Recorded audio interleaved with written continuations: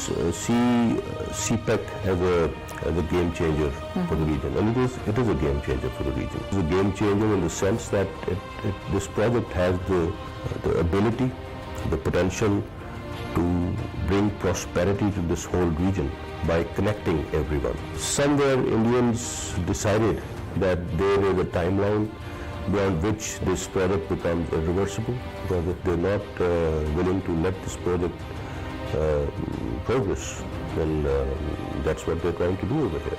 We keep having these conversations with the Afghan leadership, and we've raised two divisions for the security of this project.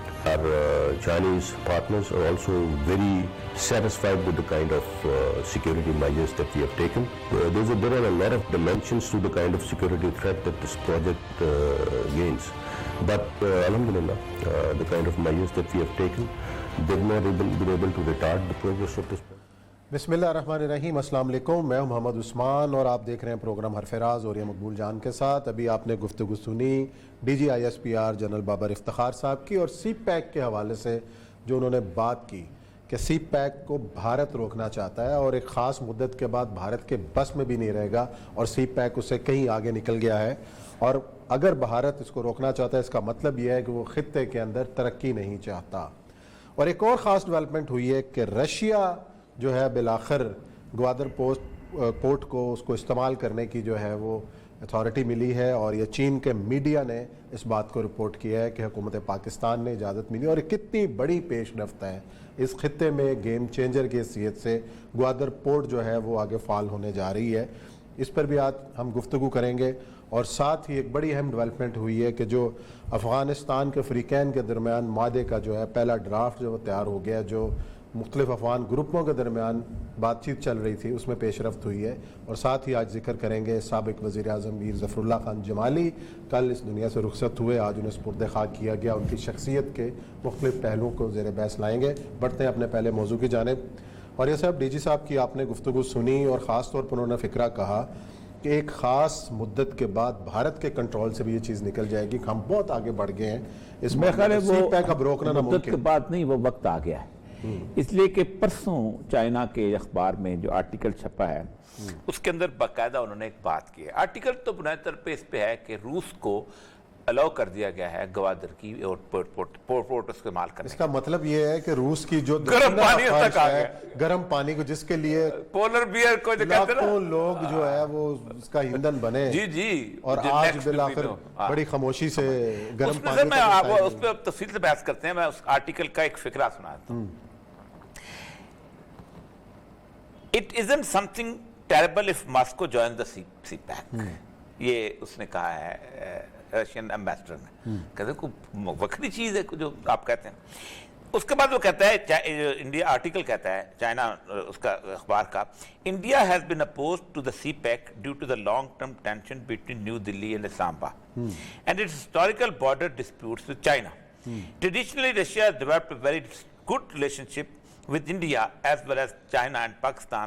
The article said Russian presence in the CPEC would help prevent the international community, including India, from paying excessive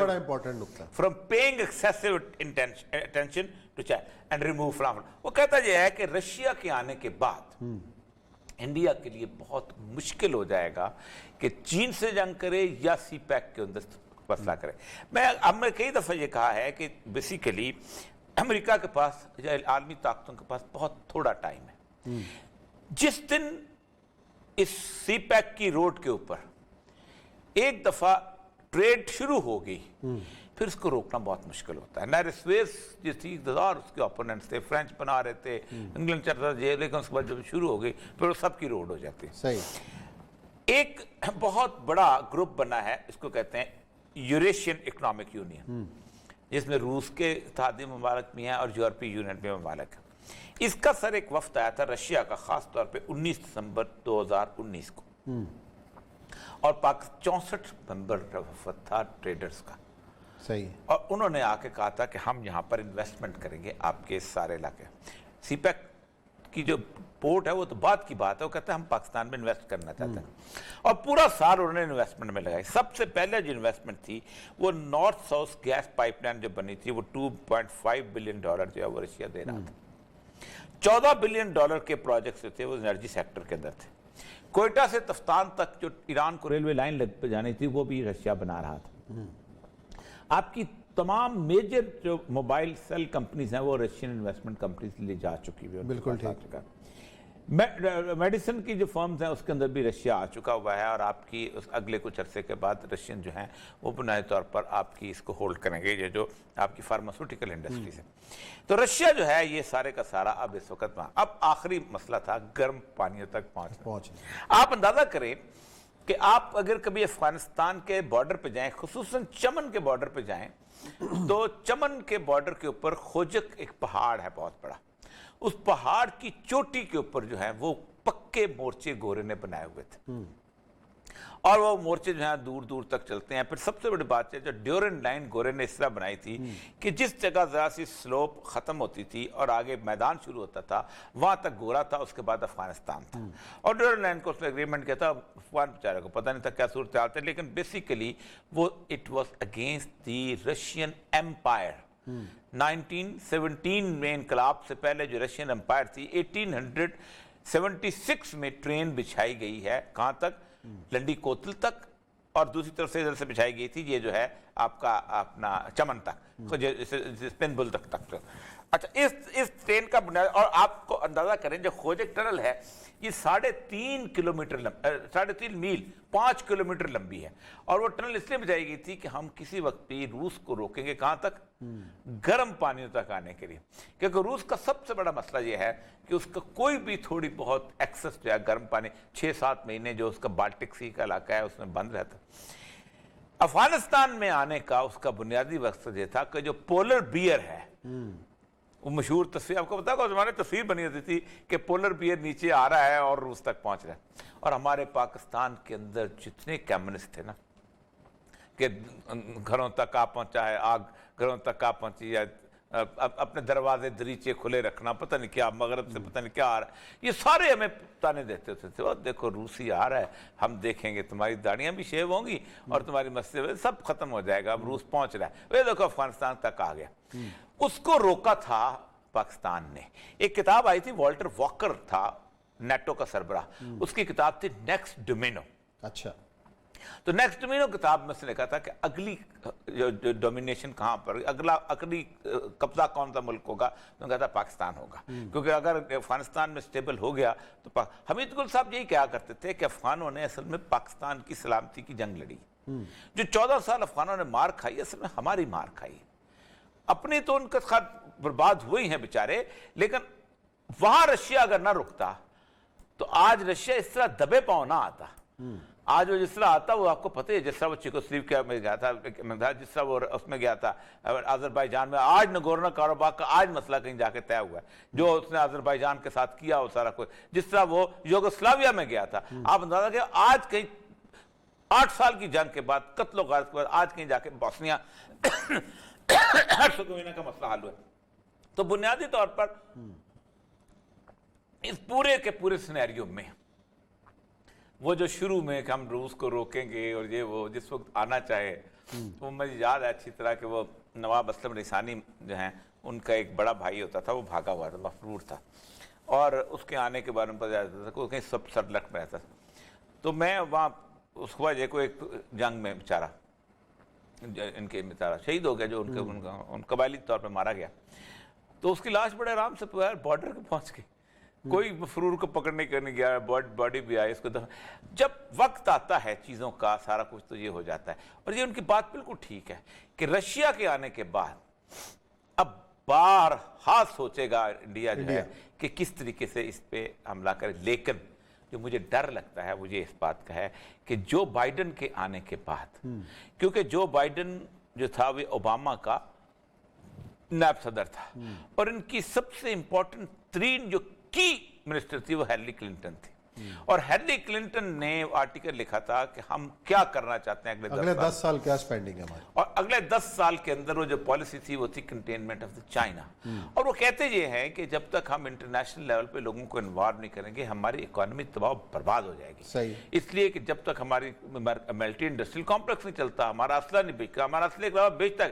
امریکہ سے نہ آپ T V خریدتے ہیں, امریکہ سے نہ fridge خریدتے ہیں, امریکہ سے نہ آپ فرنیچر خریدتے ہیں, نہ آپ چائنا کے موبائل کچھ نہیں خریدتے. آپ امریکہ سے آپ خریدتے ہیں F-16, F-26, F-22, امریکہ سے خریدتے ہیں آپ ڈرونز, امریکہ سے خریدتے ہیں آپ مگ, امریکہ سے خریدتے ہیں آپ جیٹ, امریکہ سے وہ چیزیں خریدتے ہیں کہ جن چیزوں کا براہ راست تعلق جو ہے وہ اس کے ساتھ ہے وار کے ساتھ. آپ نائٹ وین ڈیوائسز خریدتے ہیں. یہ جب تک تھیٹر نہیں ہوگا, وار تھیٹر نہیں ہوگا, اس وقت تک نہیں ہوگا. اوباما نے وار تھیٹرز ختم کر دیے تھے. یعنی for the first time in the history of United States of America سب سے بڑی جنرل کمپنی جو ہے اسلحے کی وہ بند ہو گئی تھی. تالے لگ گئے تھے. بکے گا کہاں سے؟ دیکھیں نا, لوہار کی دکان ہوتی ہے گاؤں کے اندر, تو لوہار بیچارے کو کبھی کو ہل ٹھیک کرنے والے آ گیا, یا کوئی گھوڑے کی نال لگانے والا آ گیا, یا کسی کی دراتی جو ہے وہ خراب ہوئی اس نے دندانے دلوانے آ گیا. لیکن اگر اس علاقے میں جنگ شروع ہو جائے تو لوہار ساری رات جا کے تلواریں بناتا تھا کہ کل کو چودھری نے جانا ہے, وڑیچ نے جانا ہے گجر کے خلاف, تو وڑیچ والا لوہار جاؤ, وڑیچ کو تلوار بنا کے دیتا تھا.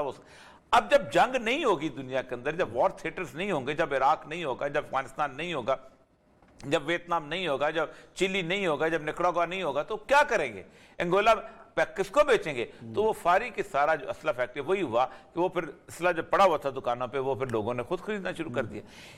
رشیا کے آنے کے بعد ایک بات طے ہے کہ اس خطے کی قسمت جو ہے وہ اس کے سٹرینگتھنگ ہوگی. لیکن خطرہ وہی جو ہم پہلے کہتے تھے, انڈیا اس پورے کے پورے پیکٹ, کیونکہ چائنیز پریزیڈنٹ آ رہا ہے, تو آج آصم الدین باجوہ صاحب سے کئی بات ہوئی تھی, ان کا تو لا پاس ہو رہا ہے اس کے وزٹ سے پہلے تاکہ ہم ایک کمپلیٹ اس کو ایک باڈی شکل دے دیں.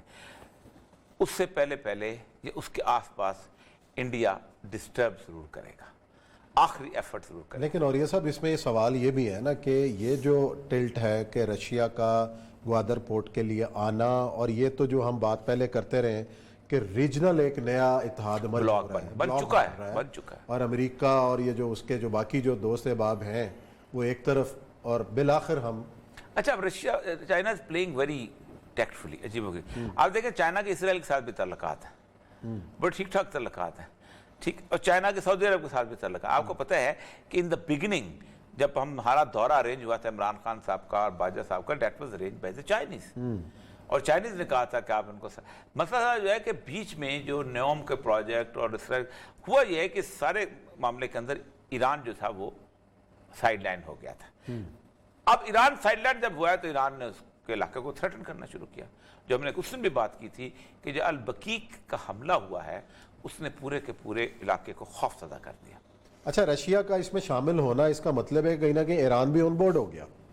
ہاں, اگر رشیا ایران تو ہو جائے گا, ایران تو ہو جائے گا, ایران کو آپ ایکسکلوڈ کر نہیں سکتے نا. دیکھیں نا, مسئلہ سارا یہ ہے کہ رشیا جو ہے وہ سیریا کے اندر بہت بری طرح کی امریکہ سے مار کھا چکا ہے. امریکہ اور رشیا دونوں اکٹھے تھے وہاں پر, اور ایک علاقہ ہے دیر الزور, جی, یہ واحد شام کا علاقہ ہے جہاں تیل کے کنویں ہیں, اور یہ علاقہ ایک زمانے میں ہوتا تھا کردوں کے پاس, پھر یہ چلا گیا تھا ISIS کے پاس, داعش کے پاس. اس علاقے کو آخری جو تھانہ گڑھ داعش کا وہ وہیں پر تھا. حلب سے نیچے اترے تو یہ علاقہ آتا ہے, ٹرکی کے بارڈر سے تھوڑا سا آگے.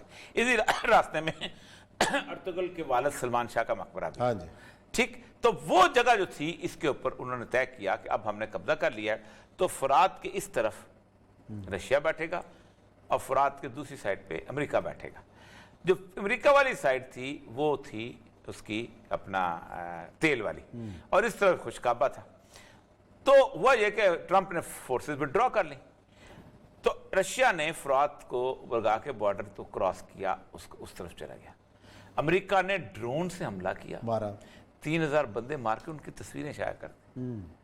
تو اس وقت رشیا اگر چائنا ایک بلاک بن جاتا ہے اس پورے علاقے کے اندر, آپ دیکھیں کہ یورپ سے امریکہ کو آؤٹ کر دیں گے وہ, اور اسی کو سنبھالنا دیا جا رہا ہے اس وقت. جو نہیں تو اس سارے سنیریو کے اندر تو بھارت بھی کہیں کا بھی نہیں رہے گا, وہ کیا کرے گا؟ نہیں, انڈیا کو انہوں نے بلاک اور بنا لیا نا, انڈیا, جاپان اور آسٹریلیا, یہ 3 بلاک بنائے ہیں. کہ جاپان بہت بڑی اکانومی ہے عثمان صاحب، تو بہت بڑی سر جب پوری 3 ملکوں کو لے کے جب پورا اتنا بڑا ایریا کیسے نیگلیکٹ ہو وہ کہتے یہ ہیں کہ انڈیا زمین سے روکے گا، سی پیک کو خراب کرے گا، ادھر سے بلاکا وار پہ جاپان کی اور آسٹریلیا کی فورسز آ گئیں، ایک آدھا کلومیٹر ہے نا، سمندر وہاں سے رک گیا چین کا، زمین یہاں سے رک گئی، تو چین نے آسمان بیچنا کہاں ہے؟ اچھا یہ چیز ہے، کتنا بھی آپ کی کتنی اکانومی ہو، اب کیا کر لیں گے؟ دیکھتے ہیں کیا ہوتا ہے اور معاملات کس رخ کی طرف جاتے ہیں. ناظرین یہاں لیتے ہیں بریک، اور بریک کے بعد آئیں گے اور ذکر کریں گے افغانستان میں جو آج اہم پیش رفت ہوئی ہے اس کی.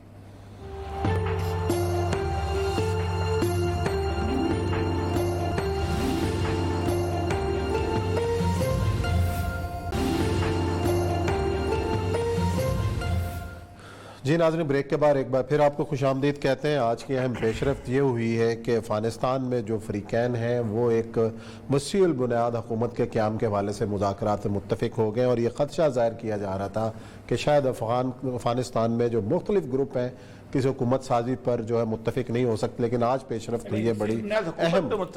لیکن مذاکرات پہ ہوئے ہیں کہ وسیع البنیاد حکومت بنانے کے لیے ہم نے کن نکات کے اوپر چلنا ہے.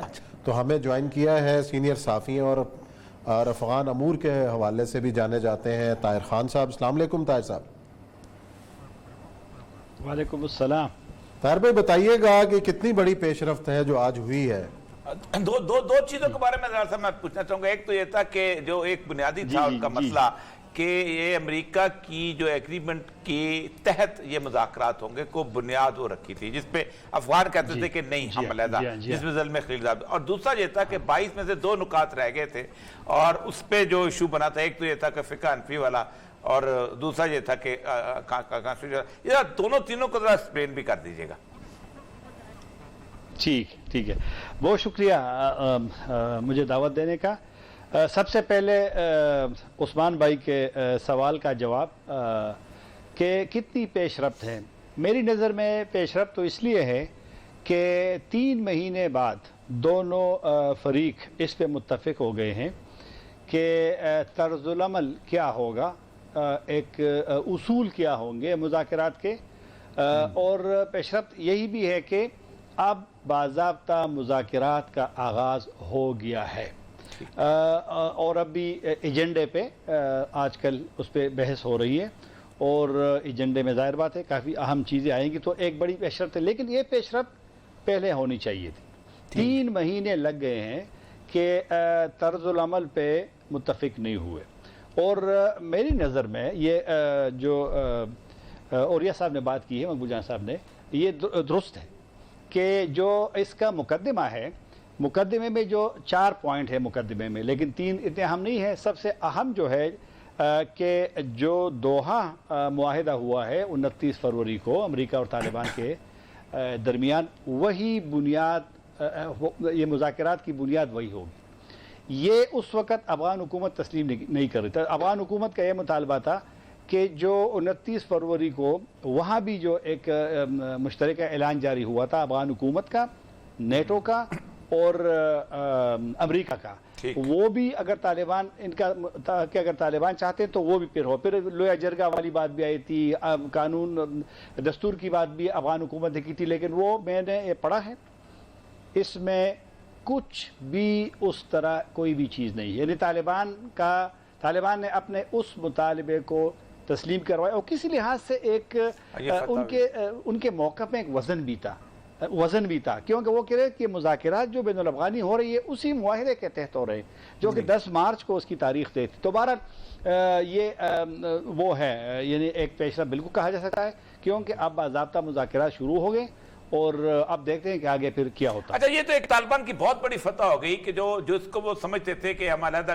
مذاکرات کرنا. اب دیکھنا یہ ہے کہ افغان حکومت کو دوسری فتح ان کی یہ تھی کہ انہوں نے بحیثیت حکومت اس کے ساتھ مذاکرات نہیں کیے، انہوں نے اس کو ایک گروپ میں لیا ہے. آپ یہ بتائیے گا کہ ان کے علاوہ کون کون سے گروپ ہوں گے، آپ کا کیا اندازہ ہے، کون کون شامل ہوگا؟ کیا وہ لوئی جرگہ کے وہی ارکان ہوں گے، وہ ٹرائبل افغانستان کے جس میں تاجک بھی، ازبک بھی، ساری قومیتیں، یا کوئی اور بھی اس طرح کے گروپ جیسے حکمت یار ہے؟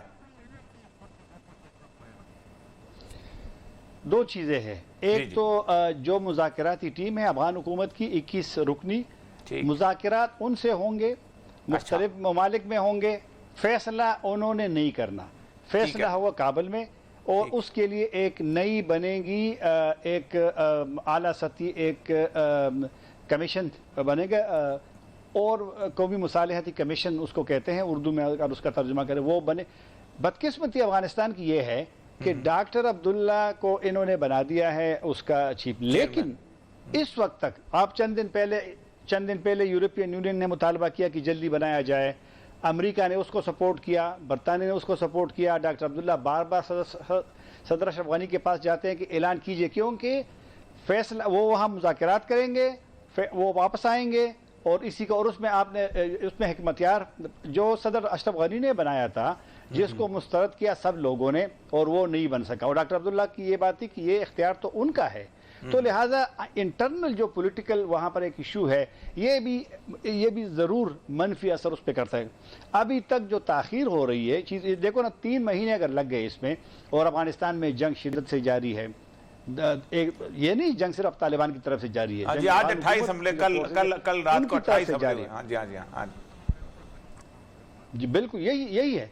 और ये सब आप तो समझते हैं इन चीज़ों को कि माजी में जब अगर रूसियों के खिलाफ जिहाद था या अमरीकियों के खिलाफ तालिबान का जो एक मुजाहिमत थी, तो सर्दी में अक्सर जंग में कमी आती है, लेकिन अब वो वाला सर्दी वाला तस्वर भी ख़त्म हो गया है। तो लिहाजा अफगान सफ़र करेंगे अगर सुस्त रवि के शिकार होगा, अगर ये वाला प्रोसेस जो है ये सुस्त रवि का शिकार, यही अफगानिस्तान में लोग सवाल करते हैं कि अगर सदर अशरफ गनी की टीम वो अगर कल ये मुत्तफिक हुई है इस पे, तो 3 महीने पहले क्यों नहीं हुई? और ये कभी कभी वो कहते हैं कि ये रेड लाइन है हमारे लिए, सुरख लकीर है, लेकिन आपने देख लिया अच्छा, ये 5,000 कैदियों का मसला।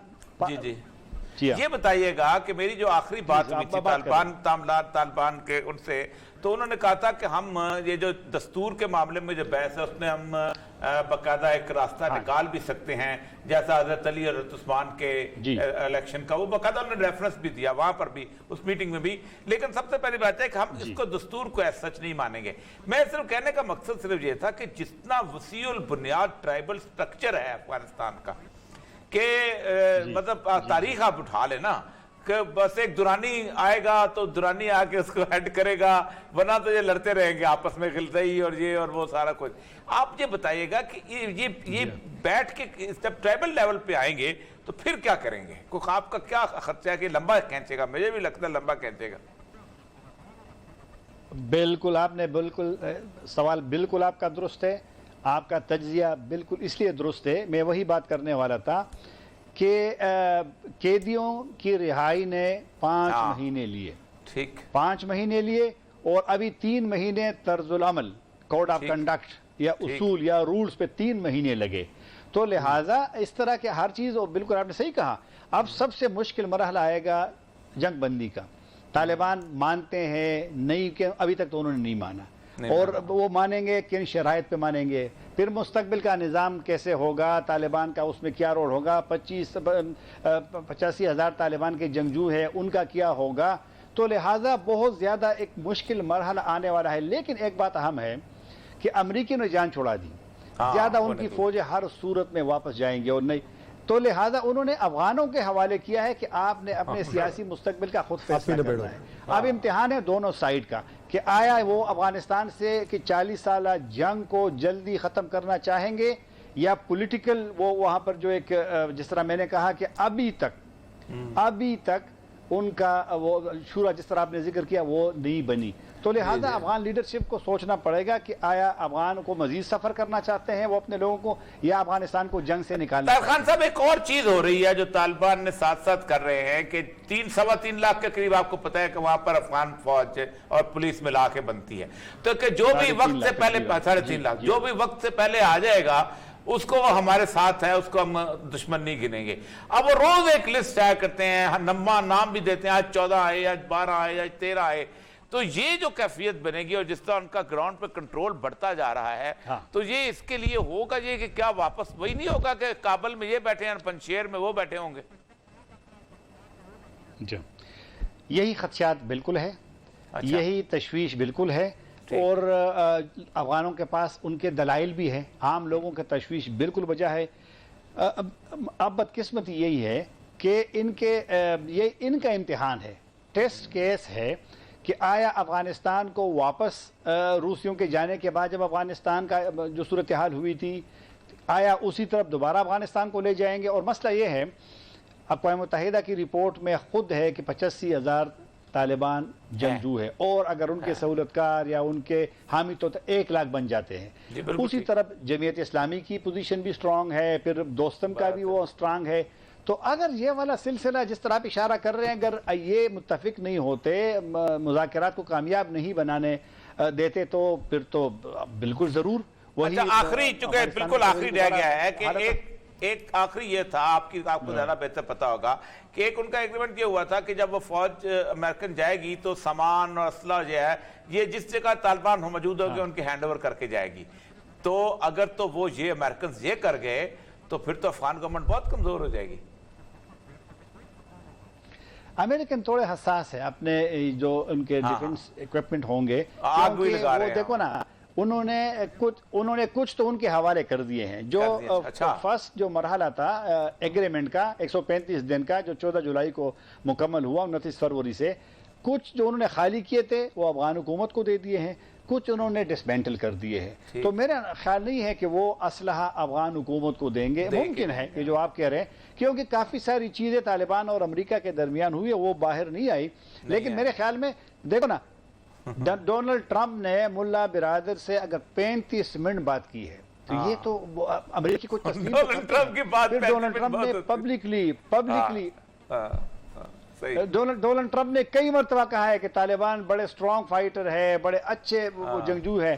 تو یہ اور خود آپ یہ دیکھیں نا، شاید کم ہی تاریخ میں ہوگی کہ ایک گروپ کے ساتھ، ایک تحریک کے ساتھ امریکہ جیسا جیسی طاقت وہ ڈونلڈ ریگن کے بعد ٹرمپ نے معاہدہ بھی گفتگو کرتے کی ہیں۔ ان کے اور ساتھ نہیں انہوں نے باقاعدہ جو ایگریمنٹ دکھا تھا وہ یہ تھا کہ امارت اسلامی Afghanistan which we don't recognize، اس میں ہے، اور ساتھ دستخط بھی کیے ہیں۔ کمال کیا نا، یہ تو کمال ہوا ہے۔ ہاں یہ تاریخ میں۔ اچھا آخری لیکن طالبان نے بائیڈن کا پوچھ لیتے ہیں کہ بائیڈن کے آنے کے بعد اس پر کچھ خدشات منڈلاتے نظر آ رہے ہیں آپ کو کہ اگر بائیڈن آتے ہیں اقتدار میں، اور جو کہ لکھا ہوا ہے کہ طالبان بھی یہی کہتے ہیں، تو کیا ان کو کوئی خدشہ ہے کہ کوئی گیم پلٹ بھی سکتی ہے؟ نہیں، گیم بالکل پلٹ نہیں ہوگی، اور کیونکہ آپ جو بائیڈن کے بیانات پرانے پڑھے ہیں، ان کے سنے ویڈیوز بھی پڑھی ہے، وہ بھی چاہتے ہیں کہ فوجیں واپس ہوں، وہ نہیں چاہتے افغانستان، کیونکہ افغانستان اور یہ جو معاہدہ ہوا ہے طالبان اور امریکہ کا، یہ گروپ یہ طالبان تو ہے لیکن اس طرف ڈونلڈ ٹرمپ کے ساتھ یا زلمے خلیلزاد کے ساتھ نہیں ہوا، وہ ریاست امریکہ کے ساتھ ہوا ہے۔ اچھا یہ بتا دیجیے گا، آخری وقت ختم ہو رہا ہے طاہر بھائی، وقت ختم ہو رہا ہے، صرف یہ بتا دیجیے گا کہ فقہ حنفی کا کیا ہوگا؟ کس کا؟ فقہ حنفی والے ایشو ہے۔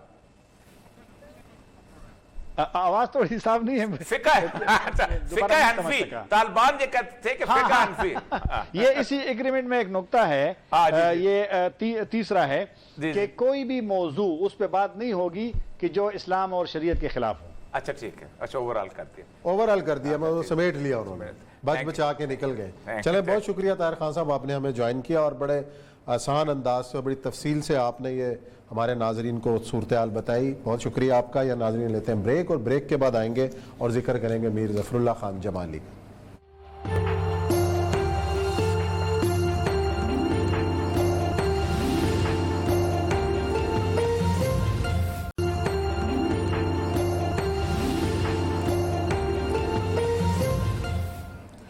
جی ناظرین، بریک کے بعد ایک بار پھر آپ کو خوش آمدید۔ میر ظفر اللہ خان جمالی آج سپرد خاک کر دیے گئے، اور کیا شخصیت تھے، بلوچستان سے پہلے وزیر اعظم بنے پاکستان کے، بڑا مختصر عرصہ انہوں نے گزارا وزارت عظمیٰ کے اندر، فارغ بھی کر دیے گئے، لیکن بحیثیت انسان ظاہر آپ نے ان کے ساتھ کام بھی کیا، ان کو قریب سے دیکھا بھی، مطلب ایسا وزیر اعظم کبھی آیا پاکستان کے اندر جو ان کی بڑے سادگی اور بڑے ڈاؤن ٹو ارتھ۔ ایک میں آپ کو مزدار بات بتاؤں ظفر اللہ جمالی کی، کہ ظفر اللہ جمالی کی ایک عادت جو بہت کم لوگوں میں ہوتی ہے، اور اس کے بارے میں ایک حدیث پڑھی کہ ظفر اللہ جمالی ہر وقت باوضو رہتے، یہ ان کی بڑے کمال کی بات ہے۔ اور رسول اللہ صلی اللہ علیہ وسلم نے حضرت بلال سے پوچھا کہ بلال، میں نے اپنے آگے آگے تمہاری چاپ سنی ہے مدینہ جنت میں، تو ایسی کیا چیز ہے تم نے یہ؟ میں نے کہا میں ہر وقت کوشش کرتا ہوں کہ میں باوضو رہوں، اور پڑھتے رہتے بہت زیادہ۔ تو میں ایک دو جہاز میں جب بیٹھا تو اس کے ساتھ پہلے جہاز کا بڑا ان کو وہ تھا، وہ نہیں بیٹھتے تھے، ان کو بڑا جہاز میں نہیں بیٹھتے نہیں بیٹھتے تھے شروع میں. اس لیے جب اسسٹنٹ مشیر کوئٹہ تھا تو ظفر اللہ جمالی صاحب سب سے پہلے کیئر ٹیکر بنائے گئے، اور پھر اس کے بعد انہوں نے الیکشن جیتا بھی. اور وہ سب سے کنٹروورسی جو ہوئی تھی اکبر بگٹی اور اس کے بارے آپ کو پتا ہوگا، وہ ایک ووٹ والا بہت بڑا کرائسس بنا تھا. ایک ووٹ کے وزیر اعظم، ایک ووٹ کے وزیر اعظم بھی ایک ووٹ کے تھے، وزیر اعلیٰ بھی ایک ووٹ کے تھے. اچھا، اور وہ ایک ووٹ جو تھا بڑے لکی تھے. اور یہ ووٹ جو تھا یہ جمیعت علماء اسلام کا تھا، ہاں جی، مولانا خوستی کا ووٹ تھا، وہ ٹوٹ کے ادھر آیا تھا. تو لیکن کچھ عرصہ رہا، پھر اس کے بعد ریٹ چلے گی، ریٹ کے چلے گئے. لیکن بحیثیت انسان ایک تو یہ ہے کہ بہت تنوتوش والے آدمی تھے، اور ہمیشہ یہ ہوتا تھا کہ وہ کہتے تھے کہ میں تنوتوش ایسے کم کروں، لیکن کم ہو نہیں پاتا تھا ان سے. اور کھانا وزیرداری میں حیران کن. آپ اندازہ کریں کہ ایک دفعہ ان کو کوئی کام تھا، اور میں ڈپٹی سیکرٹری ہیلتھ تھا، ایک 18 گریڈ کا افسر، اور he was at that time senator تھے، چیف منسٹر رہ چکے ہوئے تھے. تو میں ایک چھوٹے سے فلیٹ میں رہتا تھا. تو میں دفتر سے پہنچے تو میں دفتر سے اٹھ کے کہیں گھر چلا گیا، لوگوں نے کہا گھر چلا گیا، اور میں کہیں اور بازار سے جناح روڈ سے ہوتے ہوئے پہنچا تو وہ میرے گھر کے فلیٹ کے باہر وہ جو ایک چھوٹا سا بینچ پڑا ہوا تھا وہاں بیٹھے ہوئے تھے. اچھا، یعنی انہوں نے اندر آنا ہے کہ میں کیونکہ وائف اکیلی ہے تو میں کیوں کٹاؤں اس طرح کے. اور وہ جو کہتے ہیں نا کمال کے آدمی، کمال کے آدمی. چلے جی، اللہ تعالیٰ ان کی مغفرت کرے اور ان کے درجات بلند کرے. اسی نوٹ کے ساتھ پروگرام ختم کرتے ہیں. انشاءاللہ پیر کو نئے موضوعات کے ساتھ آپ کی خدمت میں حاضر ہوں گے. اپنا بہت خیال رکھیے گا. اللہ حافظ.